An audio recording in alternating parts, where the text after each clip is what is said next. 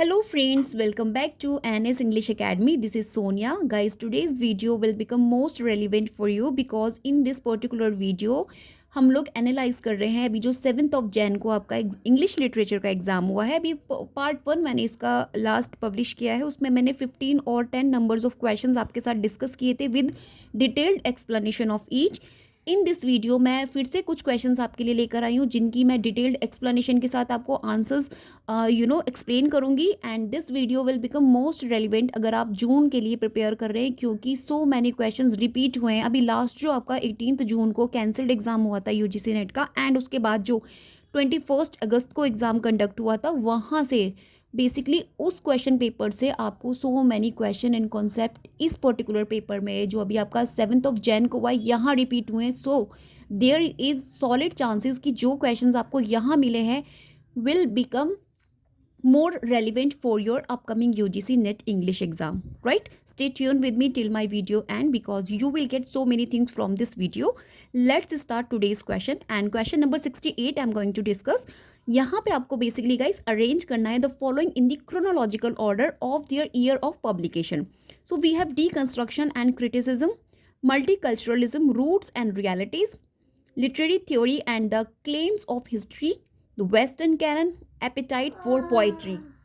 Most of the जो work है यहाँ पे आपके हैरोल्ड ब्लूम के लिखे हुए हैं एंड मैंने यहाँ पर आपको ईयर ऑफ पब्लिकेशन बता दिया है 1979 guys. Deconstruction and criticism, multiculturalism और सब टाइटल है इसका roots and realities 1995, literary theory and claims of history 1995, the western canon 1994 guys and appetite for poetry this published in the year 1989। मैंने यहाँ पे year mention कर दिया। Now you guys set them in chronology order so that you guys can practice for your upcoming UGC NET English exam. Okay, let's move on the next question. यहाँ पे मैंने year भी लिखे हुए हैं, वही सारे जो भी मैंने आपसे डिस्कस किए हैं। This is the another question, question number 69। Choose the correct sequence of the following works of Pablo Neruda in chronological order.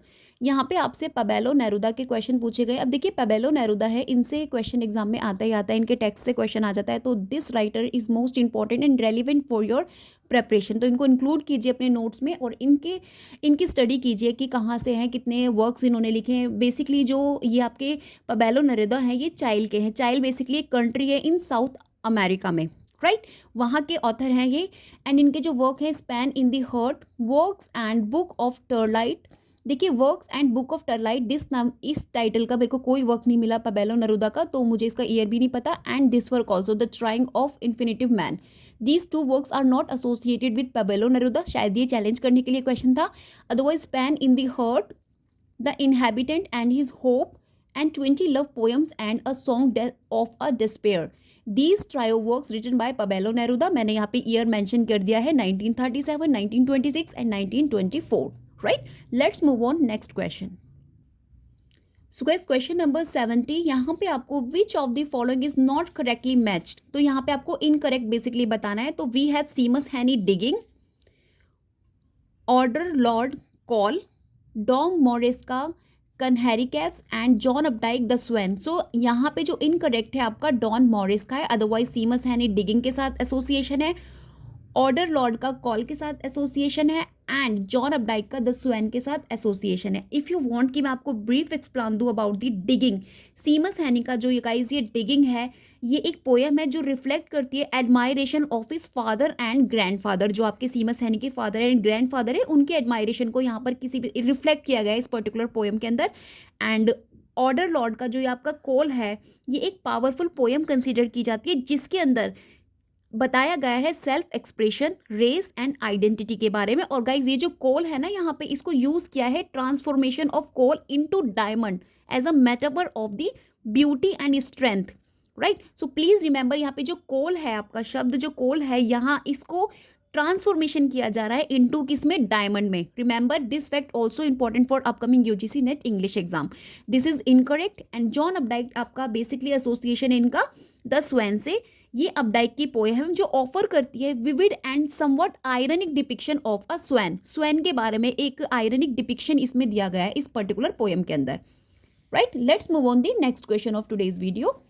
Guys यहाँ देखिए आपसे लाइन पूछी गई है, the line thou still unravished bride of quietness presents which of the following rhetorical figure. देखिए यहाँ पे rhetorical figure आपसे पूछा गया है, पर्टिकुलर लाइन में कौन सा रिटोरिकल फिगर आप बोल सकते हैं एड्रेस किया जा रहा है. तो बेसिकली गाइज आंसर जो इस क्वेश्चन का है एपोस्ट्रॉफी है, option number second, right, apostrophe. क्योंकि देखिए जो एपोस्ट्रॉफी होती है वो बेसिकली क्या होता है, इज अ डायरेक्ट एड्रेस, जो डायरेक्ट एड्रेस करती है टू एन अब्सेंट पर्सन. एक एब्सेंट पर्सन को डायरेक्ट जो क्या करती है एड्रेस करती है, किसी भी जो एब्सेंट पर्सन हो सकता है, ऑब्जेक्ट हो सकता है, या फिर कोई भी ऑब्स्ट्रैक्ट आइडिया हो सकता है, राइट. सो इस वाली लाइन में जो भी पर्टिकुलरली आप ये जो लाइन देख रहे हैं, थाउ स्टिल अनरेविज्ड ब्राइड ऑफ क्वाइटनेस, ये आपका बेसिकली लाइन आया है फ्रॉम जॉन कीट्स का odd on a Grecian earn, right. यहाँ से आ रहा है ये लाइन. और कहीं ना कहीं यहाँ पे आप देख रहे हैं कि ये किस तरीके से एक एब्सेंट ऑब्जेक्ट को एड्रेस कर रहे हैं इस पर्टिकुलर ओड के अंदर. तो यहाँ पे जो आपका राइट आंसर है गाइस एपोस्ट्रॉफी है, right. Let's move on next question. So guys next question number 72 we have. यहाँ पे देखिए कुछ लाइंस है. O sir content you, I follow him to serve my turn upon him, we can not all be masters nor all masters can't be truly followed.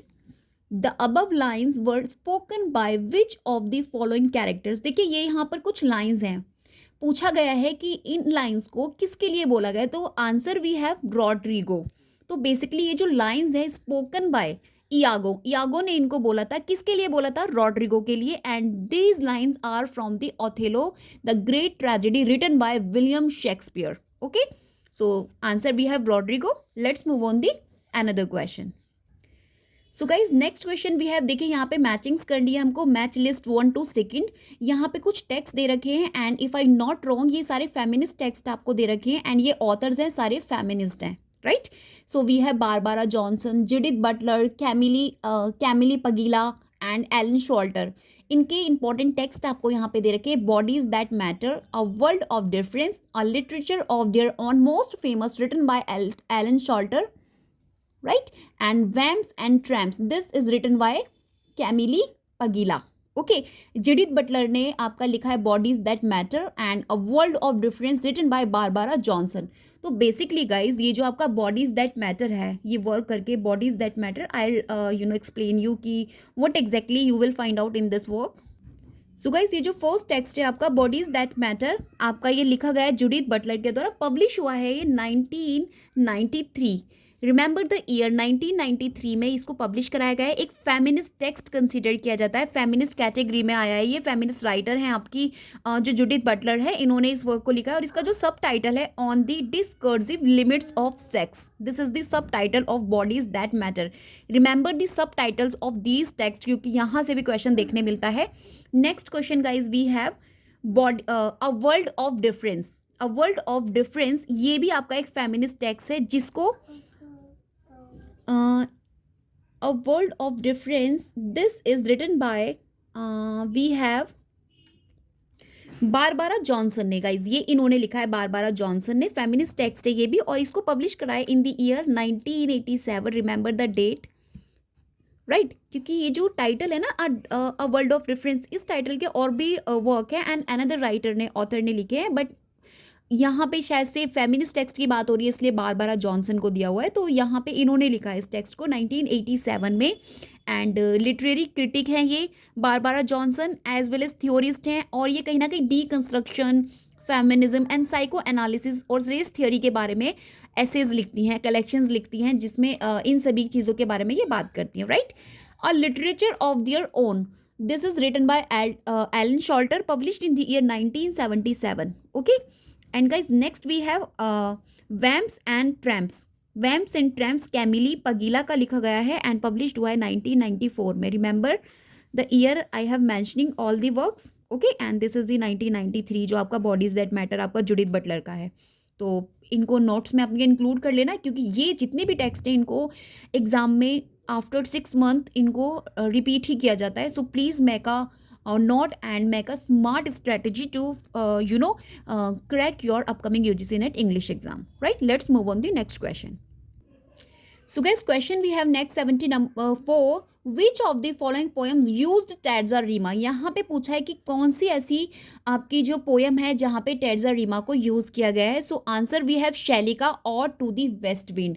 Yes guys, this is the poem जहाँ पे टैड्जा रीमा को use किया गया. Is a poetic form होती है जो with an interlocking rhyme scheme, जिसके अंदर इंटरलॉकिंग राइम स्कीम चलती हैं, जैसे कि A B A B C B C D C and D E D. इसी फॉर्म को बेसिकली क्या बोला जाता है, इंटरलॉकिंग राइम स्कीम. देखिए इंटरलॉक हो रही है, देख रहे हो ना, A B C D C. So this is the terza rima जो कि यूज्ड हुई है in the O to the west wind written by Shelley. Okay, let's move on the other question. चलिए let's discuss about the ode to the nightingale. जो ode to the nightingale है ये most famous है John Keats का. इसको 10 line stanzas में लिखा गया है. And next we have the solitary reaper. ये आपका वर्ड्सवर्थ का है, रिटन इन 4-8 लाइन स्टैंजाज. ये 4-8 लाइन स्टैंजाज में लिखी गई है. एंड यूलिसिस गाइज, यूलिसिस जो टेनिसन की है ये तो ब्लैंक वर्ड्स में लिखी गई है, अनराइम्ड है, कोई iambic pentameter, unrhymed iambic pentameter लिखा गया है, मीन्स ब्लैंक वर्ड्स है ये तो, right. So we have the answer ode to the west wind, Shelley का. Remember, second option is the answer to this question. Let's move on the next.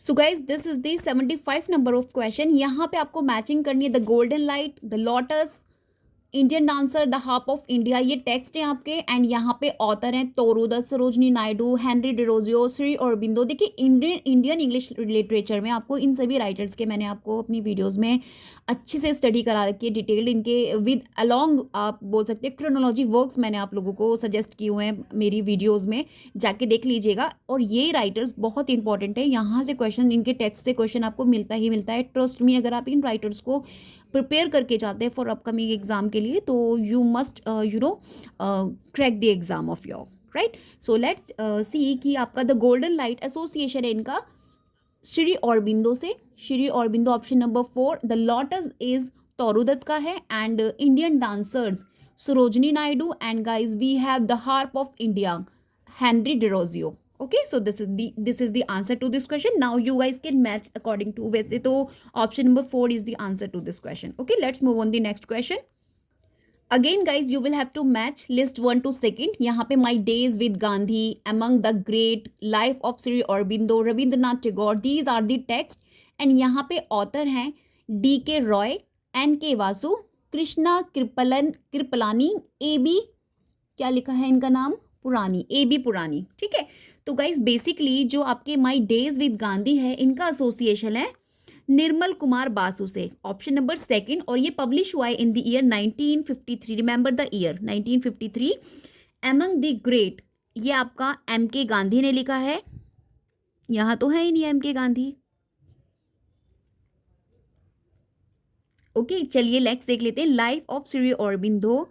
Life of Shri Aurobindo ये आपका A.B. पुरानी ने लिखा है. A.B. पुरानी, ऑप्शन नंबर 4. पब्लिश हुआ है आपका इन द ईयर 1958. Remember, right.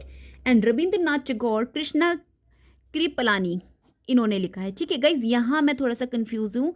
आपका क्वेश्चन ये जो बी है मे बी D.K. रॉय, क्योंकि जो मैंने अभी सर्च किया था जहाँ से एमंग द ग्रेट, गूगल से मैंने देखा था तो वहाँ पे मुझे M.K. गांधी करके मिला था. तो यहाँ पे मेरे को थोड़ा सा कन्फ्यूज़न है, प्लीज़ आप देख लीजिएगा. अदरवाइज जो ये मैंने 3 आपको टेक्स्ट बताए हैं ऑथर्स के साथ मैच किए, these are the right option. Okay, let's move on the next question.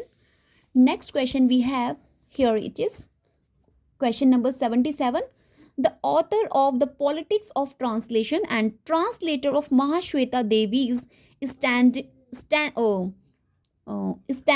in is. देखिए यहाँ पे आपसे पूछा है, एक तो ऑथर बताना है आपका the politics of translation, and उसको ट्रांसलेटर कौन है उसके, महाश्वेता देवी की जो स्टैंड इन करके वर्क है उसके ट्रांसलेटर कौन है. We have the answer Gayatri Spivak. Most important है. 1942 इनका टाइमिंग है ऑफ बॉर्न हुई है ये 1942 में. Remember the year. So this is the answer to this question. Okay, next question, question number 78 guys. यहाँ पे आपसे पूछा है मैच, अगेन मैचिंग क्वेश्चन है. यहाँ पे कुछ आपको ऑथर दे रखे हैं, Mikhail Bakhtin, Michel Foucault, Ronald Barthes and Sigmund Freud. यहाँ पे आपको कुछ इनके टेक्स्ट दे रखे हैं, ठीक है। Archaeology of human sciences, text can be either reader और writerly, dialogue as the intrinsic features of language, dreams and the unconscious. So first we have archaeology of the human sciences. इसका association है आपका Michelle फोको से। देखिए archaeology, मैं आपको trick से याद कराऊंगी मिखेल फोको के, बख्तिन के और रोनाल्ड बार्थ के जितने भी वर्क्स हैं, और यहाँ से वर्क्स आपको क्रोनोलॉजी में और देखिए इस तरीके से मैचिंग में मिल जाते हैं। और आपको इसकी मैं जब ट्रिक बताऊंगी, सजेस्ट करूंगी, when I will suggest trick for you these writers की, तो आपको बहुत हेल्प करेगी, क्योंकि ट्रिक से जब आप इसे याद करेंगे, देखिए ये जो की वर्ड है ना, यहीं से आंसर आपका था आर्कियोलॉजी, मिखेल फोको। और अगर डायलॉग की बात हो रही है, देन जो डायलॉग है आपका ऑफ कोर्स मिखेल बख्तिन से एसोसिएशन। तो देखिए आपको अगर टेक्स्ट भी नहीं पता ना, if you have knowledge about the keywords, देखिए डायलॉग यहाँ से इसको यहाँ मैच किया, and this question is right. ये क्वेश्चन मार्क भी देखिए राइट हुआ है, बिल्कुल राइट ऑप्शन, ऑप्शन 3 ही यहाँ पे चूज किया गया है in this particular question paper. And Ronald Barthes of course, इनको हम रीडरली एंड राइटरली के लिए एसोसिएशन। एंड सिगमंड फ्रूड, ये ड्रीम्स की बात करते हैं, अनकॉन्शियस, ये दिस इज द कीवर्ड है आपका Sigmund Freud.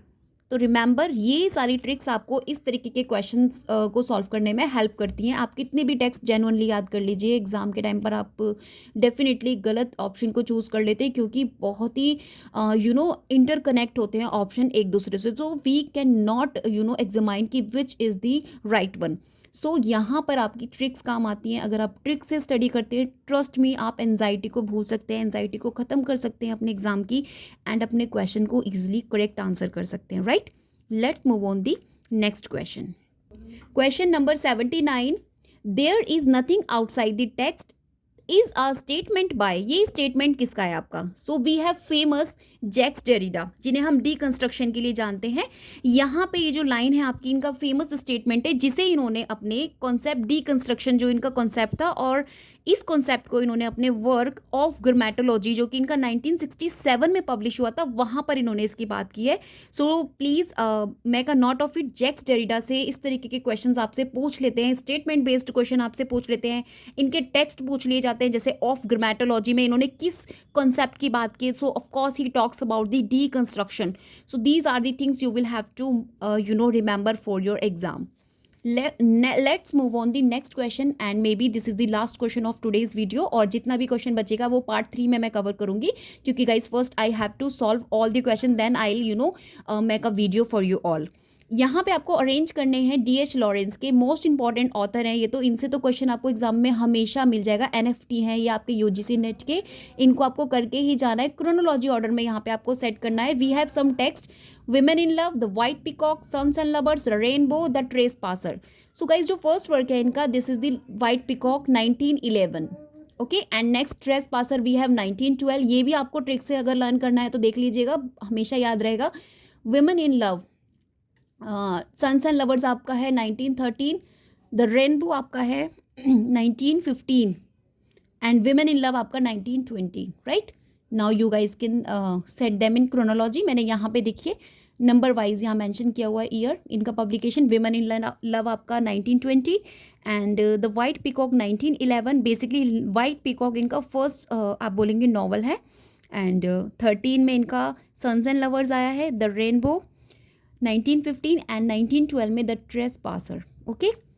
So hope guys आपको आज की वीडियो पसंद आई हो। Please make a note of it. All the question जो मैंने आपसे मेंशन किए हैं इस पर्टिकुलर वीडियो में आपको बहुत हेल्प करेंगे, अगर आप जून के लिए प्रिपेयर कर रहे हैं for UGC NET English exam.